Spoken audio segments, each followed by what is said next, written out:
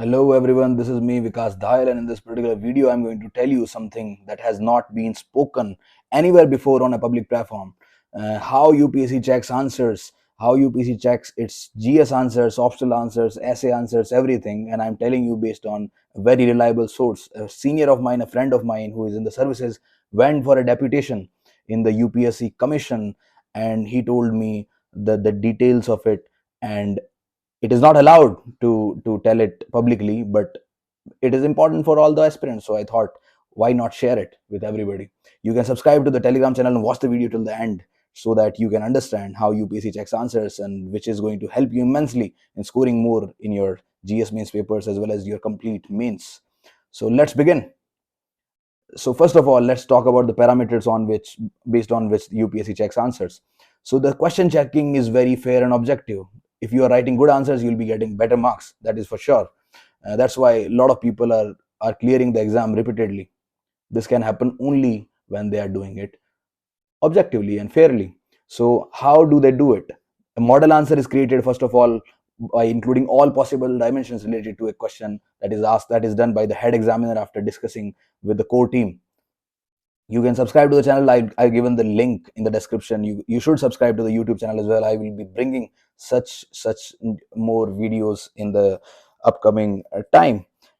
So let's move on now. So model answer is created with all possible dimensions related to the questions asked, and this model answer includes a lot of points. So for example, if some question is asked related to international relations, so there will be dimensions related to trade, related to cultural exchange, related to defense, related to tourism, related to people contact, related to software dynamics, related to all possible dimensions that you think of in the IR question. So let's go further. How does it happen later on? So the head examiner checks a copy based on the model answer.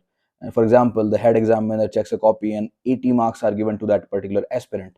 Then the same copy in a digital format has been is given. Maybe a copy, a physical copy is given to other examiners who are there for helping the head examiner. These examiners evaluate the same copy and their marks. If their marks are around this particular score that has been given by the head examiner, suppose they are giving between 78 to 82, then they will be selected, and error more than this will not be accepted. So all those examiners who are close to the head examiner's approach, they will be selected for checking the answers. First of all, somebody who thinks that if you are going to Ajmer, and if you are going to Odisha, or if you are going to some remote part of the country where Ajmer is not a center but Jaipur, maybe Udaipur, or maybe Bhopal, or some people go to Bhubaneswar, so it does not impact at all, because all the copies are brought to the center and then they are randomly mixed up. So no two copies will be at the same place. So whether you write it from Delhi or some other place, that doesn't make any difference. So third step will be only those examiners are selected who get similar scores as the head examiner. So this is how the process is. Now the most important part, what are the learnings from this?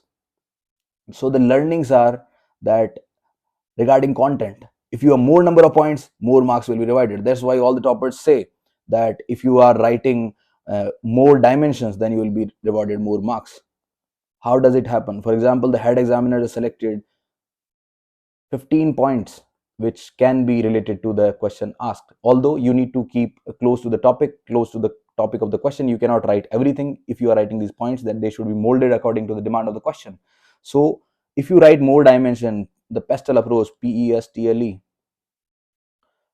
political, economical, social, technological, legal, environmental, etc. So that there will be a possibility that out of these dimensions there will be more hit ratio with respect to these points selected by the model answer. That's why people who write a lot of points, my friend Gaurav Budania, who scored more than 430, which is a massive score in GS mains, he, and also 295 in anthropology, he used to write at least 20 points in a 15 marker. In some question he used to write 30 points in a 15 marker. So that is how his approach got developed, and it is not possible if you do not write shorter sentences, if you do not write keywords, if you do not use templates. I explain to the students who are enrolled in the Super 50 program how to write answers with based on templates. And you can find the link for the same in the Telegram group. The Telegram group's link is in the description. So also more diagrams in and flowcharts and graphs. That means more points in lesser number of time and more marks. For example, if you are making a map of India, suppose you're making a map of India, very rough map, doesn't matter how the map is, and then you show something here that these are the places where some ore is found or whatever. So that will fetch you more marks because it will hardly take you 40 seconds, but it might include a lot of points because you are writing in a very crisp format. So that's why more maps and diagrams and flowcharts will and graphs will fetch you more marks. So this is what the learning is from. Next important thing, how to practice answer writing. Then now we know that how UPSC checks answers. So how to go about it? I have I have divided this for beginners, for the experience, and for the veterans. Who are the beginners? The beginners are the people who have spent less than 2 years of time in UPSC preparation. These are the beginners. Some people have just started the preparation. They are the beginners. For experience, who are the experienced? People who have spent 2 to 5 years in the UPSC preparation. They are the experienced. Whether you have cleared the prelims stage or not, if you have written a couple of mains or maybe one mains, so you lie in this category. And also, if you have spent 2 years and written one mains, then you lie in this category. And there are others who are called veterans. We also call them dinosaurs. These people have spent spent at least 5 years in this preparation. They have a 5 year plan, and their plan is going longer and longer. They might get extinct just like dinosaurs if they spend more than 2 years. I also lie in the same category. So don't worry about it if you are in this category. UPSC is brutal.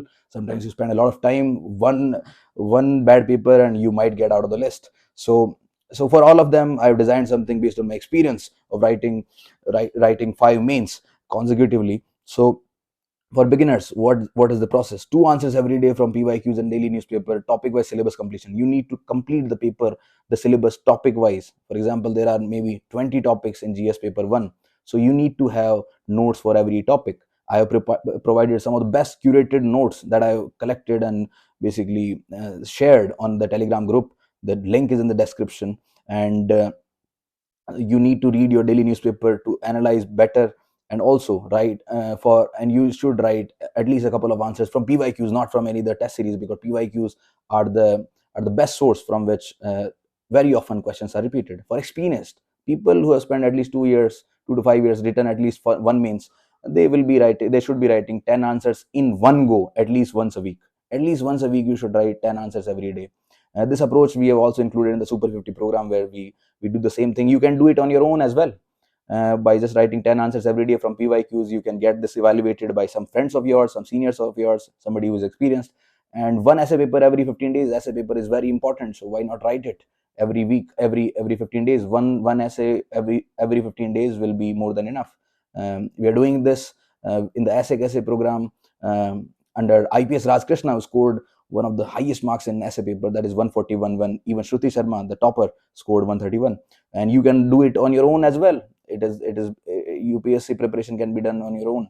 You can just write an essay. You can see it for yourself. You can just show it to your friends. They can also give you some of the meaningful points.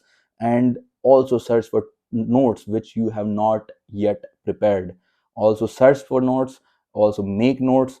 Do whatever, but you need to have a collection of notes on every topic of UPSC syllabus. And now it is the time for the dinosaurs, the veterans. What should the veterans do? I think they should write one full length test every week.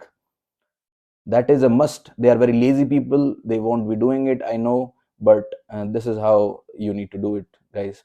And I think this is one way of clearing it. One full length test every week. Take this advice from me. Um, Try it. Consolidate your notes and mug them up. You need to mug the notes up. You've written 3 mains, 4 mains, 5 mains, 6 mains, sometimes a couple of mains, sometimes 9 mains as well. But you guys have not consolidated your notes. You know this. Why not do it now? This is November. There is no mains or prelims very near. So you can use this time for making your notes, and one full length test every week is going to not harm you but help you. The next important thing, PYQs versus coaching test series. So let me tell you something really important. There are many test series, that very many coaching institutions rhyming with this particular name, and also Some coaching institutions are there, they have their own value added material, they spend lakhs of rupees in creating their current affairs magazine, so they are asking questions from these value added material current affairs only, and UPSC makes sure that they do not ask questions from any coaching material. So because of that, their test series are inefficient. That's why you should be focusing on your pyqs, and you should write the pyqs, get them evaluated from somebody experienced, get them evaluated from your friends. If you evaluate them yourself also, that will also work, but write the pyqs, not any coaching test series I would recommend, because the questions that are made in this coaching test series, they are framed in such a manner that they can sell more of their current affairs magazines and more of their value addition material, and in turn the GS foundation course or whatever course they are running. So they make questions based on profit motive, while if you do a pyqs, they are the best source, so why not do the pyqs? So any day pyqs are better. So this presentation ends here, but you need to subscribe to the channel so that you can give more power to these videos, these meaningful useful videos. If you like the video, share, like, and comment what you think about this, and we can discuss. The Telegram link is in the description. Thank you very much. This is me, Vikas Dayal, signing out.